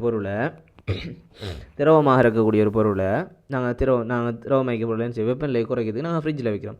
வெப்பநிலையை குறைச்சி என்ன செய்யும், படிஞ்சு படிதலாகி ஃப்ரீசிங் ஆகும்னு சொல்லுவோம். இப்போ ஃப்ரீசரில் அது தான் வைக்கிறோம். ஃப்ரீசரில் வச்சு என்ன ஃப்ரீசிங் ஆகி கட்டி ஆகுது, அவ திண்மமாக மாறுது. அதே போல் இன்னும் இருக்குது, நேரடியாக திண்மமாக இருக்கிறது என்ன செய்யலாம், அந்த கற்பூரங்களை என்ன செய்யும், கற்பூரத்தை நீங்கள் பார்த்துருக்குறீங்களா, வெப்பத்தை காட்டணுன்னு வெப்பம் கூட என்ன செய்யும்னு சொன்னால் அது திரவம் என்கிற ஒரு லெவலே இல்லை. கற்பூரத்துக்கெல்லாம் திண்மத்திலிருந்து உடனடியாக சப்ளிமேஷன் பதங்கமாதல் செயற்பாடு அங்கே நடக்கும். பதங்கமாதல் செயற்பாடு என்ன செய்யும், நடக்கும். என்ன செய்யும், அது நேரடியாக என்ன செஞ்சிடும், வாயுக்களாக ஆவியாக மாறுறதை நாங்கள் பார்க்கக்கூடியதாக இருக்க போகுது. இதுதான் சடப்பொருட்களினுடைய நிலை மாற்றம், அதை விளங்கிக்கொள்ளணும். சரிதானே. இப்போ நாங்கள் சில விஷயங்களை நாங்கள் பார்க்கணும். உருகலினுடைய தன்மறை வெப்பம் என்றால் என்ன அப்படின்னு. உருகலின் தன்மறை வெப்பம் என்றால் ஒன்றும் இல்லை, மிக சிம்பிளான விஷயம். இந்த ஹீட்டுங்கிறதே இலகுவான அழகு தானே, அதனால் மிக சிம்பிளான ஒரு விளக்கம்தான். உருகலினுடைய தன்மறை வெப்பம் அப்படிங்கிறது 1 கிலோகிராம் அது குறித்த ஒரு திணிவு, ஓரளவு திணிவு இருக்கக்கூடிய ஒரு பதார்த்தம், அதை என்ன செய்கிறோன்னா குறித்த ஒரு சக்தியை வழங்கி அதே கிலோகிராம் நீராக மாத்திரம். ஆனால் வெப்பநிலை என்ன செய்யாது, மாற மாட்டாது. வெப்பநிலை அதே வெப்பநிலை தான் இருக்க போகுது. ஆனால் என்ன செய்ய போகுது, அது அதனுடைய மறைவான ஒரு வெப்பத்தை பெற்று அதனுடைய ஃபிசிக்கல் ஸ்டேட், அதாவது அதனுடைய பௌதீக நிலை மட்டுமே என்ன செய்ய போகிறோம், மாறப்போகுது. நாங்கள் முந்தி பார்த்த மாதிரி நிலை மாற்றம் மட்டுமே நடக்கும். சொலிட்லேருந்து லிக்யூடாக மட்டுமே மாறப்போகுது. ஆனால் வெப்பநிலையில் இந்த மாற்றமும் இருக்க போகிறது இல்லை. சரிதானே. உருகு நிலையில் உள்ள ஒரு குறித்த திண்மத்தினுடைய ஓரலகு திணிவு உருகு நிலையில் இருக்குதுன்னு சொன்னால் ஓரளவு திணிவு அதே வெப்பநிலையில் இருக்கும் திரவமாக மாற்ற தேவையான வெப்பத்தினுடைய அளவு உருகலின் தன்மறை வெப்பம். விளங்குதா? இப்போ உதாரணம் 0°C அப்படி 0°C ஒரு பனிக்கட்டி இருக்குமா இருந்தால் அதில் என்ன செய்யும், அது கொஞ்சம் கொஞ்சமாக உருகி கொண்டிருக்கும். அது குறிப்பிட்ட ஒரு சக்தியை அதை பெற்று என்ன செய்யும் என்றால் திரவமாக மாறும். அதுக்கு சூழலால் வழங்கப்படுற அந்த வெப்பத்தினுடைய அளவு தான் 3.36 × 10⁵ ஜூலாக இருக்குது. உருகலின் தன்மறை வெப்பமாக இருக்குது. இதெல்லாம் நீங்கள் கடிக்கிறதில் தருவாங்க. இதில் விளக்கம் என்ன அப்படிங்கிறத மட்டும்தான் தேவை. அப்போ உருகு நிலையில் இருக்கக்கூடிய ஒரு குறித்த ஒரு திண்மம் ஓரலகு திணிவு என்றால் 1 கிராம் 1 கிலோகிராம் அதே வெப்பநிலையில் மாற்றம் இல்லை, திரவமாக மாற தேவையான வெப்பத்தினுடைய அளவு அல்லது வெப்பம் என்ற அந்த சக்தியினுடைய அளவு தான் உருகலின் தன்மறை வெப்பம். விளங்கிச்சா விஷயம்? அதே போல் ஆவியாக்கல் தன்மறை வெப்பம் என்று சொன்னால் குறிப்பிட்ட ஒரு திரவம் இருக்கும். அந்த திரவத்தினுடைய ஆவியாக்கல் இருக்கக்கூடிய அந்த திரவத்தில் 1 கிலோகிராம் என்ன செய்ய போகுது, வாயுவாக மாறப்போகுது. அவ்வளோதான். 1 கிலோகிராம் திணிவு 1 கிலோகிராம் நீராவியாக மாறப்போகுது. வெப்பநிலை மாறிச்சா இல்லை, 100°C 100°C தான் இருக்க போகுது. வெப்பநிலை மாற்றம் இல்லை. ஆனால் குறிப்பிட்ட ஒரு சக்தியில் மறை வெப்பம் தானே இது. அதனால் வெப்பநிலையில் மாற்றம் ஏற்படுறதில்லை. அது சூழலில் இருந்து ஒப்சர்வ் பண்ணி அகத்துறிஞ்சித்தான் இந்த நிலை மாற்றம் நடக்குது. தவிர இங்கே நாங்கள் அடுப்பினூடாகவோ அல்லது ஏதாவது பன்சன் சுடர் அடுப்பினூடாகவோ என்ன செய்யலை, நாங்கள் வெப்பநிலையை கொடுக்கல. அதனால் வெப்பநிலை மாற்றம் இங்கே நடக்க மாட்டாது. சடப்பொருளில் மட்டுமே மாற்றம் நடக்குது. சரிதானே. இதுதான் ஆவியாக்கலினுடைய தன்மறை வெப்பம் என்று விளங்கிக்கொள்ளணும். கொதிநிலையில் உள்ள ஒரு திரவத்தின் ஓரலகு திணிவை அதே வெப்பநிலை மாறாது ஆவியாக மாற்ற தேவையான வெப்பத்தினுடைய அளவு அப்பொருளினுடைய ஆவியாக்கலின் தன்மறை வெப்பம். இந்த பேர்களை பார்த்து பயப்பட வேண்டிய அவசியம் ஒன்றும் இல்லை. அவ்வளவுதான் வித்தியம். 1 கிலோகிராமுக்கு நீரோ 1 கிலோகிராம் கொதிநீர் ஆவியாக மாற்றுறதுக்கு நாங்கள் வழங்குகிற சக்தியை ஆவியாக்கலின் தன்மறை வெப்பம் அப்படின்னு சொல்லுவோம். அடுத்து நாங்கள் ஆவியாதலும் கொதித்தாவியாதலும் சம்பந்தமாக பார்க்கணும். அது டிஃப்ரெண்ட் என்ன, அவ்வளோதான் விளங்கணும். சொல் வரும், ஆவியாதல் என்று சொல் வரும், கொதித்தாவியாதல் சொல்லும் வரும். இப்போ ஆவியாதல் என்றால் என்ன, கொதித்தாவியாதல் என்றால் என்ன அப்படிங்கிறத விளங்கிக்கொள்ளணும். ஆவியாதல் அப்படிங்கிறது எவப்போரேஷன் சொன்னால் 0°C இருக்கிற ஐஸ் கட்டியும் என்ன செய்யும், ஆவியாகும். சரிதானே. அதுக்கு நாங்கள் வெப்பம் கொடுக்கறல. இப்போ தான் செய்யணும். ஆவியாலின் தன்மறை வெப்பம்னு சொன்னால் அல்லது உருகலின் தன்மறை வெப்பம்னு சொன்னால் நாங்கள் ஹீட் கொடுக்கறல. அது சூழலுக்கு வெப்பத்தை பெற்றுன்னு செய்யும். அது உருகும், அது வெப்பநிலை மாறாது. அதை போல தான் இந்த எவப்போஷனும் உருகலின் இது ஆவியாதலின் தன்மறை வெப்பம் அது சாதாரணமாக தன் வெப்பத்தை பெற்று வெப்பநிலை மாறுறதில்லை, அதை என்ன செய்யும் ஆவியாகி கொண்டிருக்கும், அதை எவப்போஷன். ஆனால் பாயிலிங் என்று சொன்னால் கொதித்த ஆவியாதல் என்றால் நாங்கள் என்ன செய்கிறது, கேஸ் அடுப்புலையோ அல்லது பன்சன் சுடர் அடுப்புலையோ ஏதோ ஒரு ஹீட்டர்லையோ வச்சு என்ன செய்கிறது, அதை சூடாக்குற நேரம் என்ன செய்யுதுன்னு சொன்னால் அந்த மூலக்கூறுகள் என்ன செய்யும் சூடாகுது. அந்த நீர் மூலக்கூறுகள் சூடாகிறதன் மூலமாக அது குறிப்பிட்ட ஒரு வெப்பநிலையை தாண்டுற நேரம் அது ஆவியாகுது. இது கொதித்த ஆவியாதல், அது ரெண்டுக்கும் டிஃப்ரெண்ட். இது கொதித்த ஆவியாதல், இது சாதாரணமாக ஆவியாதல். எல்லா பொருளும் 0°C நீரை பொறுத்தவரை 0°C ஆவியமாகும், திரவமாகும், திண்மமும் இருக்கும். இது அதே போல். ஆனால் பாயிலிங் கொதித்தாவியாதல் நாங்கள் வெப்பத்தை கொடுத்து குறிப்பிட்ட ஒரு வெப்பநிலை தான் இந்த கொதித்தாவியாதல் ஒரு பதார்த்தத்துக்கு நடக்க போகுது. அதை தெளிவாக நாங்கள் விளங்கிக் கொள்ள வேணும். இந்த ஆவியாதலுக்கும் கொதித்தாவியாதலுக்கும் வித்தியாசத்தை விளங்கிக் கொள்ள வேணும். சரிதானே? இப்போ வெப்ப விரிவு சம்பந்தமாக தெரிஞ்சு கொள்ள வேண்டும். அடுத்தது வெப்ப கடத்தல். இது ரெண்டும் தெரிஞ்சு கொண்டால் எங்களுக்கு அவ்வளோதான், முடியுது. அதோட நாங்கள் வெப்பநிலை அதிகரிக்கிற பொழுது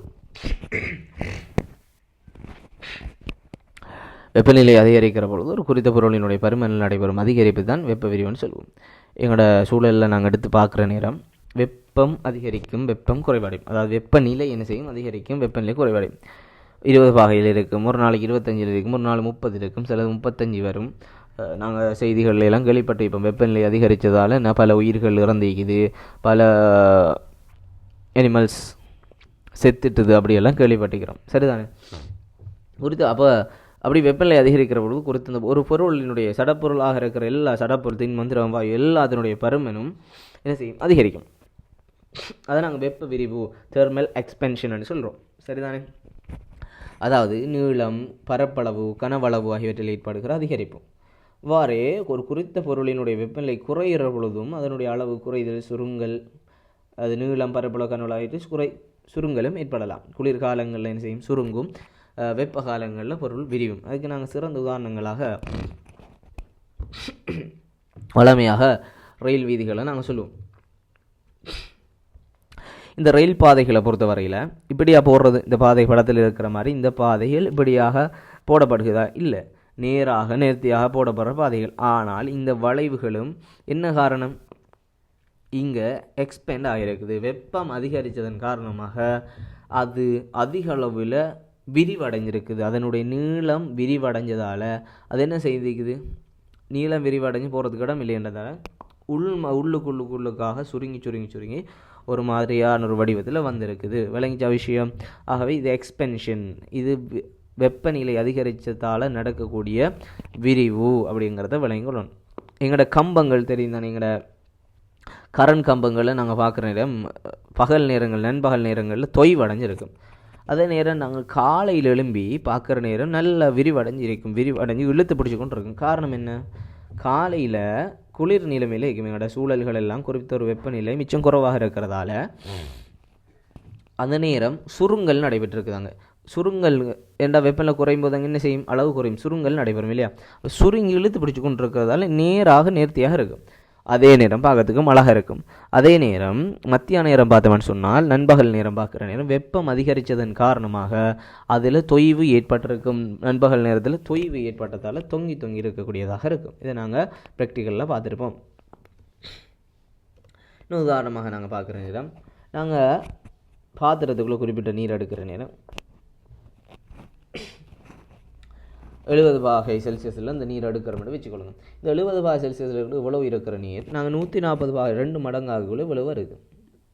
இப்போ எங்கே நடக்குது, பாத்திரத்தின திணிவை மாத்திரமா ஒன்றும் மாத்திரம். நாங்கள் வெப்பத்தை மட்டும்தான் கொடுத்து வெப்பநிலை அதிகரிக்கிற நேரம் என்ன நடக்குது, வெப்பநிலை அதிகரிக்கிற நேரம் திண்மம், திரவம், வாயு மூன்றுக்கும் என்ன செய்யுது, சடப்பொருள்கள்லாம் மாற்றம் நடக்கும்ன்றதை நாங்கள் படிச்சிருக்கிறோம். எக்ஸ்பேண்ட், விரிவடையும். அதுபோல் இங்கே என்ன செய்யுது, நீர் விரிவடையுது. அது 180°C ஆகக்குள்ள என்ன நடக்குது, பாத்திரம் நிரம்பி தண்ணீர் வலியக்கூடிய நிலைமைக்கு போகுது. இதுக்குத்தான் நாங்கள் எக்ஸ்பேண்ட் அப்படின்னு சொல்கிறோம், விரிவு அப்படின்னு சொல்கிறோம். விளங்கிச்சா? தெளிவாக விளங்கணும். சிம்பிளான விளக்கம். வாயுக்களுக்கும் அப்படித்தான் நாங்கள் செஞ்சு பார்க்கக்கூடிய இலகுவான ப்ராக்டிக்கல். சாதாரணமாக ஒரு நீருக்குள்ளே ஒரு போத்தலை வச்சு, கண்ணாடி போத்தலை வச்சு, ரப்பர் போத்தலை வச்சிடப்படாது, உருகிடும். சும்மா பலூன் ஒரு கட்டி சும்மா வச்சோம்னு சொன்னால் சும்மா இருக்கும் பலூன். அதே நேரம் அதுக்கு அந்த பாத்திரத்துக்கு கீழே நெருப்பு கொடுக்குற நேரம், பன்சன் சுடுற சூடை ஏற்றுற நேரம் வெப்பநிலை என்ன செய்யும்? அதிகரிக்கும். ஆகவே அந்த போத்தலுக்கு இருக்கக்கூடிய இந்த வளிமூலக்கூறுகள், இங்கே பாருங்கள், வளிமூலக்கூறுகள் சும்மா இருக்குது இல்லையா? இந்த வளிமூலக்கூறு அசைவம் இல்லை, அடவும் இல்லை, சும்மா இருக்குது. ஆனால் இங்கே நாங்கள் ஹீட் ப்ரொடியூஸ் பண்ணினோன்னு ஹீட்டை கொடுத்த உடனே என்ன நடக்குது? இந்த வளிமூலக்கூறுகளுக்கு இடையிலான அசைவு ஏற்படுது.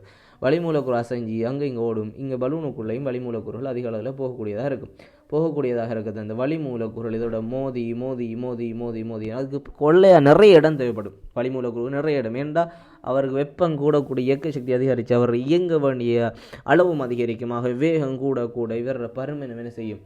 அதிகரித்து கொண்டு போகும். ஆகவே இங்கே நாங்கள் அழகாக விளங்குது, சடப்பொருட்களில் திண்மம், திரவம், வாயு எல்லாமே வெப்பத்துக்கு விரிவடைதன்றதை தெளிவாக விளங்கிக் கொள்ளக்கூடியதாக இருக்கும்போது நேரத்தோடு இருந்து நாங்கள் படித்த விஷயம் என்னென்னு சொன்னால், வெப்பத்தினுடைய இடமாற்றம். வெப்பம் கூட இருக்கிற இடத்துலேருந்து வெப்பநிலை கூட இடத்துலேருந்து வெப்பநிலை குறைஞ்ச இடத்துக்கு வெப்பம் இடமாட்டப்படுறது அப்படின்னு எப்படி இடமாட்டப்படுறது அப்படின்னு பார்த்து தான் வெப்ப இடமாற்றத்தில் 3 முறைகள் இருக்குது. ஒன்று கடத்தல், 2வது முறை உடன்காவை, நாகாதிப்பு. இதுக்கு பெரிய விளக்கணம் இல்லைன்னு சொல்ல வரல, சிம்பிளாக படத்தை வச்சு விளங்கி கொள்வது தான் பெட்டர், இலகுவாக விளங்கி கொள்ளலாம். கடத்தல் அப்படிங்கிறது, நாங்கள் வெப்பத்தோட இடத்தை நாங்கள் கொடுத்த உடனே அந்த மூலக்கூறுகளை தான் நாங்கள் எவ்வளோ நேரம் மூலக்கூறு கதைக்கிற அந்த துணிக்கைகள் நிச்சயம் ஹீட் ஆகி பக்கத்தில் இருக்கிற துணிக்கைகளுக்கு அதில் அந்த ஹீட்டில் அப்போ பக்கத்தில் இருக்கிற துணிக்கைகளில் இப்போ இந்த துணிக்கைகள் என்ன செய்து இங்கேருந்து வெப்பத்தை பெற்றுக்கொள்ளுது. இப்போ அந்த வெப்பத்தை இங்கே பெற்றுக்கொள்கிற நேரம் இந்த துணிக்கைகளில் வெப்பநிலை குறைவாக இருக்கும். ஆகவே வெப்பநிலை குறைஞ்சிருந்து வெப்பநிலை கூடுனது வெப்பத்தை குறைஞ்சிருது. ஆகவே இது கொடுக்கும். இது கொடுத்த நேரம் இதில் வெப்பநிலை கூடும், இதில் வெப்பநிலை குறைவாக இருக்கும். இங்கே கொடுக்கும். இவர வெப்பநிலை இப்போ கூட இருக்கும், வேறு வெப்பநிலை குறைக்கும், வேறு கொடுப்பார். இவர கூட இருக்கும், வேறு குறை இருக்கும், வேறு கொடுப்பார். இப்படியாக வெப்பநிலை கடத்தப்படுறது ஒரு ஃபிசிக்கல், ஒரு கடத்தியினூடாக, ஒரு துணிக்கைகளினூடாக அப்படி நேரடியாக கடத்தப்படுறதை கடத்தல்னு சொல்லக்கூடியதாக இருக்குது. இது பொதுவாக உலோகக்கோள் இப்படி திண்மங்களுக்கு இந்த முறையில் கடத்தல் முறை மூலமாக என்ன செய்யும்?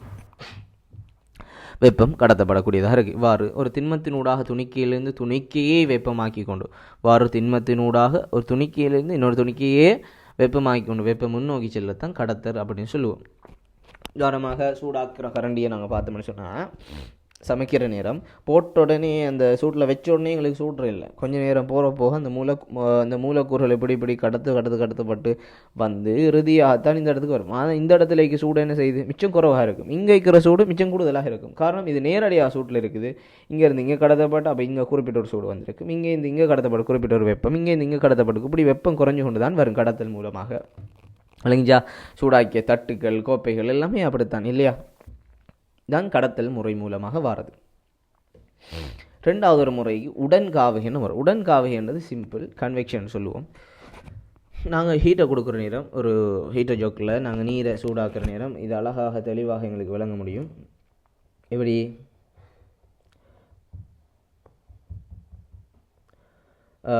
எப்படின்னு சொன்னால், அடர்த்தி. இப்போ கீழே இருக்கிற நீருக்கு அந்த வெப்பம் படக்குள்ள என்ன செய்யும்னு சொன்னால், அந்த நீர் மூலக்கூறுகள் சூடாகும். நீர் மூலக்கூறுகள் சூடாகக்குள்ள அந்த நீர் மூலக்கூறுகளினுடைய அடர்த்தி என்ன செய்யும்னா குறையும். நீர் மூலக்கூறு சூடும் அடர்த்தியும் ரெண்டுக்கும் இடையே டிஃப்ரெண்ட் என்றால் சூடு கூட அடர்த்தி குறையும். சூட ஒரு இடத்துல வெப்பநிலையை கூட்டினோம் என்றால் அந்த இடத்துல அடர்த்தி என்ன செய்யும் என்றால் ஆட்டோமேட்டிக்காக குறைஞ்சு கொண்டு வரப்போகுது. சரிதானே? ஆகவே இந்த நெருப்பு அந்த நீர் மூலக்கூறுகளுக்கு படுற நேரம் அந்த நீர் மூலக்கூறுகள் வெப்பமாகினால் அது குறிப்பிட்ட வெப்பத்தை படுற நேரம் அது வெப்பநிலை கூடும். வெப்பநிலை கூடுற நேரம் அதை என்ன செய்யும்? அடர்த்தி குறையும். அடர்த்தி குறைஞ்சோடனே செய்யும்? அடர்த்தி குறைஞ்ச மேலுக்கு போகும். எந்த ஒரு நாங்கள் இப்போ நீரையும் எண்ணெயும் ஊற்றினா நடக்குது, நீர் கீழுக்கு போக எண்ணெய் மேலுக்கு வரும். காரணம் அடர்த்தி நீருக்கு கூட. அதுபோல தான் இங்கே நீர் மூலக்கூறுகள், அடர்த்தி கூடின நீர் மூலக்கூறுகள் அடர்த்தி குறைஞ்ச நீர் மூலக்கூறு பிரிவடைஞ்சு அடர்த்தி குறைஞ்ச நீர் மூலக்கூறுகள் மேலுக்கு போகும். அடர்த்தி கூடின நீர் மூலக்கூறு, அதாவது சூடு குறைஞ்ச வெப்பநிலை குறைஞ்ச நீர் மூலக்கூறுகள் கீழுக்கு வரப்போகுது இல்லையா? அடர்த்தி கூடவே திருப்பி அவங்க என்ன செய்வாங்கன்னு சொன்னால், அவங்க சூடாகினோன்னு மேலுக்கு இருக்கிறார்கள் அடர்த்தி குறையும். மேலுக்கு இருக்கிறார்கள் இவங்க அடர்த்தி குறைஞ்சி அவங்க மேலே இருக்கிறார்கள் முந்தி போனாங்களே அவங்கள அடர்த்தி கூட இருக்கும், அவங்க திருப்பி வருவாங்க. இப்படியாக ஒரு சுழற்சியின் மூலமாக அது வெப்பத்தை வழங்கி கொண்டிருக்கும். இதனால் நாங்கள் சூடாகிற ஓட்டரை பார்த்தோம்னு சொன்னால் குறிப்பிட்ட ஒரு நேரத்துக்கு போல் எல்லாமே சேம் ஹீட்டில் இருக்க போகுது. சரிதானே? இதில் அழகாக கன்வெக்ஷனை காட்டிருக்குது பாருங்கள். சூடாக இந்த நீர் மூலக்கூறுகள் என்ன செய்து அடர்த்தி குறைஞ்சோன்னா மேலுக்கு இப்படியே போகுது, அடர்த்தி குறைஞ்சோன்னா மேலுக்கு போகுது இல்லையா. திருப்பி என்ன செய்யுது, அடர்த்தி கூடினது கீழே வருகுது. இது அப்படி திருப்பி சுழற்சியில் அப்படியே நடந்து கொண்டு போகிறதால எல்லாமே ஒரே வெப்பநிலை சூடாக இருக்க போகுது. இந்த உடன்காவுகையின் முக்கியமாக நாங்கள் பார்க்க வேண்டியது கடற்காற்றும் தரைக்காற்றும் இந்த உடன்காவுகையின் மூலமாக வர பிரச்சனை தான். இதை நாங்கள் எக்ஸ்பீரியன்ஸ் பண்ணியிருப்போம்.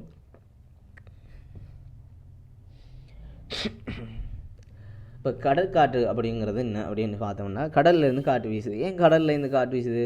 மத்தியான நேரம் பார்த்தோம்னா கடல்லேருந்து காற்று வீசுது. ஏன் காற்று வீசுது அப்படின்னு சொல்லி பார்த்தோம்னு சொன்னால், ஏன் காற்று வீசுது அப்படின்னு சொல்லி பார்க்குறோம்னு சொன்னால், சிம்பிளான ஒரு விளக்கம் தான். சிம்பிளான ஒரு விளக்கம் என்னென்னு சொன்னால், பகலில் வந்து நான் நேரடியாக சூரியன் படுற நேரம் எங்களுக்கு தெரியும். தரையின் தன்வெப்ப கொள்ளளவு வந்து நீரின் தன்வெப்ப கொள்ளளவோட இன்னும் தன்வெப்ப கொள்ளளவுன்னா அந்த வெப்பத்தை போடுற அளவு வந்து என்ன செய்யும், குறைவாக இருக்கும் இல்லையா. அப்போ தரையினுடைய தன்வெப்ப கொள்ளளவு நீரினுடைய தன்வெப்ப கொள்ளளவு குறைவாக இருக்கிறதால லேசாக என்ன செஞ்சிடும் என்றால் இந்த தரை என்ன செஞ்சிடும், வெப்பத்தை பெற்றுக்கொள்ளும். வெப்பத்தை பெற்றுக்கொண்டால் தரையில் இருக்கக்கூடிய வழி என்ன செய்யும், தரையில் இருக்கக்கூடியது ஆவியாகும் இல்லையா. ஆகி மேலுக்கு போய்த்திடும். ஆகி மேலுக்கு போனால் இந்த மேற்பரப்பில் தெளிவாக நீங்கள் இந்த மேற்பரப்பில் நீர் மூலக்கூறுகளாக இருக்கலாம். இந்த மேற்பரப்பு காஞ்சி வைத்திருக்கும். இதில் இருக்கிற நீர் மூலக்கூறுகள்லாம் ஆவியாகி மேலுக்கு போன உடனே இவர் டைம் எடுப்பார். இவரை தன்மைப்பில் கூட தானே உடனடியாக என்ன செய்ய மாட்டார், வெப்பத்தை பெற்று அவசரமாக சூடாக மாட்டார், கொஞ்சம் நேரம் எடுப்பார். அதனால் என்ன செய்ய மாட்டார், இந்த இடத்துல அமுக்கம் என்ன செய்யும் குறையும். ஆவி ஆகிறதால அடர்த்தி குறைஞ்சி இந்த இடத்துல அமுக்கமும் குறைஞ்சால், அமுக்கம் குறைஞ்ச இடத்துக்கு என்ன செய்யும், அமுக்கம் எப்போவுமே அமுக்கத்தை பொறுத்தவரை அமுக்கம் கூடின இடத்துலேருந்து அமுக்கம் குறைஞ்ச இடத்துக்கு அமுக்கம் வரும். கூடின இடத்துலேருந்து அமுக்கம் என்ன செய்யும், அமுக்கம் குறைஞ்ச இடத்தை நோக்கி பாயும். அதை போல தான் இப்போ கடல் காற்று என்ன செய்யும்னு சொன்னால், இந்த இடத்துல அமுக்கம் இந்த இடத்துல அமுக்கம் என்ன செய்யுது கூட இருக்கிறதால இங்கேருந்து இங்கே நோக்கி என்ன செய்யும், காற்று வீசி அமுக்கத்தை சீர் செய்யும். இங்கே அமுக்கம் குறைய, தரையில் அமுக்கம் குறைய, கடலில் அமுக்கம் கூட இருந்தால் அமுக்கம் என்ன செய்யும்னு சொன்னால் கடல்ல இருந்து தரையை நோக்கி என்ன செய்யும்னு சொன்னால் காற்று வீசி அந்த அமுக்கத்தை சீர் செய்யும். விளைஞ்சா இப்படித்தான் அங்கே நடக்கிறது. இதைத்தான் நாங்கள் கடல் காற்றுன்னு சொல்லுவோம். கடல்லேருந்து காற்று வீசுது இல்லையா. இது கடல்லேருந்து காற்று வீசுறதுக்குரிய காரணம் இதுதான். இங்கே அமுக்கம் குறைஞ்சி இங்கே அமுக்கம் கூடுதலாக இருக்குது. ஆகவே அமுக்கம் கூடின இடத்துலேருந்து அமுக்கம் குறைஞ்ச இடத்து காற்று வீசுது. இதுக்கு மாறி நடந்தது இரவு நேர இல்லையில் பார்த்தோம்னு சொன்னால் தரை டக்குன்னு குளிராகிடும், கடல் வந்து குளிராகாது. ஆகவே கடல்ல இருந்து என்ன செய்யும் வேண்டாம், ஆவியாகி போய் கொண்டிருக்கும். நீர்மூலக்கூறுகள் ஆவியாகி போன நேரம் இவர் அமுக்கம் என்ன செய்யும் குறையும், இவர் அமுக்கம் என்ன செய்யும் கூட இருக்கும். இவர் அமுக்கம் கூட இருக்கும். படத்தை பார்த்தெல்லாம் பெரிய விளக்கம், சின்ன விளக்கம் தான். இவர் அமுக்கம் குறையும். இவரில் இந்த சூடாய் தனிப்பார். இவர் டக்குன்னு என்ன செய்ய குளிராக மாட்டார். ஆனால் தரை என்ன செய்யும், தன்மைப்பு குறை குறைவண்டதான் டக்குன்னு குளிராகிடும். ஆகவே இவர் அமுக்கம் இவரில் ஆவியாகி போக போக இவர் அமுக்கம் குறையும், இவர் அமுக்கம் குறையும். எனவே காற்று என்ன செய்யும், அமுக்கத்தை வீசுறதுக்காக தரையிலிருந்து கடலை நோக்கி காற்று வீசக்கூடியதாக இருக்கும். இதை தரைக்காற்று, தரையில் இந்த வீசுகிற காற்றுன்னா தரைக்காற்றுன்னு சொல்லுவோம். அவ்வளோதான். வேறு பெரிய விளக்கம் ஒன்றும் இங்கே இல்லை. இவ்வளோதான் விளக்கம். இன்னைக்கு பெரிய விளக்கம் பெருசாக யோசிக்க வேண்டிய அவசியம் ஒன்றும் இல்லைங்க. அடுத்த வெப்ப கதிர்ப்பு அழகாக வழங்கலாம். நாங்கள் ஒரு நெருப்பு பற்ற வைக்கிறோம், கையை கிட்ட கொண்டு போன மனுஷன் எங்களுக்கு சூடு அடிக்குது. எப்படி சூடு அடிக்குது, அது நாங்கள் நெருப்புக்குள்ளே கையை வச்சா கடத்துலன்னு சொல்லலாம். ஆனால் எங்களுக்கு சும்மா கையை கிட்ட கொண்டு போனால் எங்களுக்கு சூடு அடிக்குது. இதுக்கு காரணம் என்ன அப்படின்னு பார்த்தோம்னு சொன்னால், இப்போ டெலிஃபோனில் இருந்து அதே போல் நாங்கள் இன்டர்நெட் பாவிக்கிற நேரம் எங்களுக்கு எப்படி இன்டர்நெட் வருது, வேவ்ஸ் அலைகளின் ஊடாக வருது. அதே போல தான் இந்த வெப்பத்துக்கும் அலைகள் இருக்குது. அந்த அலைகள் வெப்பத்தை என்ன செய்யும், கடத்தக்கூடியதாக இருக்கும். அதன் மூலமாகத்தான் எங்களுக்கு என்ன செய்யுது, ஹீட்டை உணர்ந்து கொள்ளக்கூடியதாக இருக்கும். சரிதானே. இப்போ எங்களுக்கு சூரியன் எப்படி, சூரியன்லேருந்து எங்களை புவிக்கு எப்படி வெப்பநிலை வாரம், அவ்வளோ தூரம் கடத்தலுக்கு இரும்பா போட்டு பாலமாக வச்சுக்கிறோம் இல்லை. இது எப்படி வருது, வெப்ப கதிர்ப்பு மூலமாக ட்ரான்ஸ்ஃபர் ஆகுது. அதாவது எங்களோட சூரியன் வெப்பநிலை கூடுதலாகவும் எங்களோட புவி வெப்பநிலை குறைவாகவும் இருக்கிறதால இந்த வெப்பநிலை கூடின இடத்துலேருந்து வெப்பநிலை குறைஞ்ச இடத்துக்கு என்ன செய்யுது, வெப்பநிலை கூடின இடத்துலேருந்து வெப்பநிலை குறைஞ்ச இடத்துக்கு வெப்பம் கடத்தப்படுகிறது. இதன் மூலமாக கதிர்ப்பு மூலமாக கடத்தப்படுது. இதுதான் வெப்ப கதிர்ப்பு எண்ணத்தை வழங்கி வச்சுக்கொள்ளணும். சரி, இந்த வெப்ப கதிர்ப்பில் கதிர்ப்பு உறிஞ்சலும் தெறிப்பும்ங்கிற ஒரு விஷயத்தை நாங்கள் பார்க்கணும். சிம்பிளாக விளங்குள்ள பகுதி தான் இது. சரிதானே? இப்போ நாங்கள் கருப்பாக இருக்கக்கூடிய கருமையாக இருக்கிற ஒரு பொருள் எடுத்தோம்னால் அதிக அளவு வெப்பத்தை உறிஞ்சும் பண்ணுறது எங்களுக்கு எல்லாம் தெரியும்.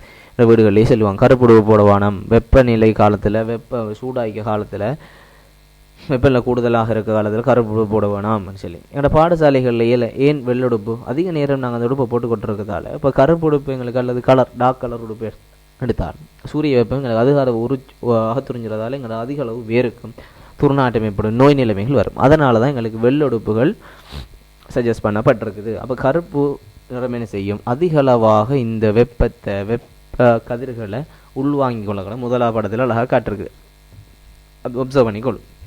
அதே நேரம் வெள்ளை ஆடைகள் அல்லது வெள்ளை நிறமானதுகள் என்ன செய்யும்? மென்மையானதுகள் என்ன செய்யும்னு சொன்னால் அந்த வெப்பத்தை கொஞ்சத்தை உறிஞ்சு கொண்டு மிச்சத்தை தெறிப்படை செஞ்சிடும். கொஞ்சம் வெப்பநிலையை உறிஞ்சு கொண்டு மிச்சத்தை தெறிப்படை செஞ்சிடும். சரிதானே? அதை விளங்கி கொள்ளணும். அப்போ வெண்மையான பொருட்கள் கொஞ்சத்தை உறிஞ்சு கொண்டு மிச்சத்தை தெறிப்படையமான கருமையான பொருட்கள் வெப்பநிலைகளை அதிக அளவில் அகத்துறிஞ்சு கொள்ள வேண்டதை விளங்கி கொள்ள வேணும். சரிதானே? ரெண்டாவது படத்தை பாருங்கள். இந்த படத்தில் இந்த மேற்பரப்பு கரடுமுரடான மேற்பரப்பில் வெப்பநிலை படுற நேரம் சரியாக தெறிப்படையில் உறிஞ்சுதல் கொஞ்சம் இருக்குது இல்லையா? சரியாக தெறிப்படையில் இங்கால போகுது ஒரு வித்தியாசமாக தெறிப்படையுது. ஆகவே இதில் இப்போ 4 கதிர்கள் 5 கதிர்கள் வார நேரம் இதில் கொஞ்சம் கதிர்கள் உறிஞ்சப்படும், மிச்ச கதிர்கள் தெறிப்படை சரியான சீராக தெறிப்பு நடக்காது. சரிதானே? ஆகவே கரடுமுரடான மேற்பரப்பு வெப்பநிலையாக துறிஞ்ச போது அதிக அளவு. சரிதானே? ஆனால் ஃப்ளைட்டில் சீராக இருக்கக்கூடிய ஒரு மேற்பரப்பை பொறுத்தவரையில் வெப்பம் பற்ற நேரம் என்ன செய்யும்? கதிர்ப்பு தெரிக்கும். சிலது அகத்துறிஞ்சும் தான், இல்லைன்னு சொல்லல, அகத்துறிஞ்சும். ஆனால் இது மிச்சம் கூடுதலான அளவில் அகத்துறிஞ்ச போது இது குறைஞ்ச அளவில் அகத்துறிஞ்சும். தெறிப்பு அதிகமாக இருக்கும், தெறிவு மிக குறைவாக இருக்கும். இந்த படத்தை எங்களை பார்த்தா தெளிவாக விளங்கும்னு நினைக்கிறேன். இது டல் பிளாக்னு சொன்னால் கடுங்கருப்பான ஒரு இது ஷைனி பிளாக், ஒரு பளபளக்கிறது. இது வெள்ளை, இது சில்வர் கலர். இதில் பார்த்தோம்னால் ரிஃப்ளெக்ஷன் தெறிப்பை பொறுத்தவரையில் இது கருப்பு தெறிப்பு மிச்சம் இல்லை, ஒளி வர்ற நேரம் தெறிக்காது. இதில் கொஞ்சம் தெறிக்குது, இதில் கொஞ்சம் ஓகே தெறிக்குது. இது சில்வர் கலரில் பளபளப்பும் இருக்குது. பளபளப்பு இருந்தால் இன்னும் நல்லாக தெறிக்க போகுது. விளங்குதா? பளபளப்பான மேற்பரப்பு தெறிப்பு கூட அகத்துறிஞ்சல் குறைவாக இருக்கும். கருப்பான மேற்பரப்பில் அகத்துறிஞ்சல் கூடுதலாகவும் தெறிப்பு மிகவும் குறைவாக இருக்கும்.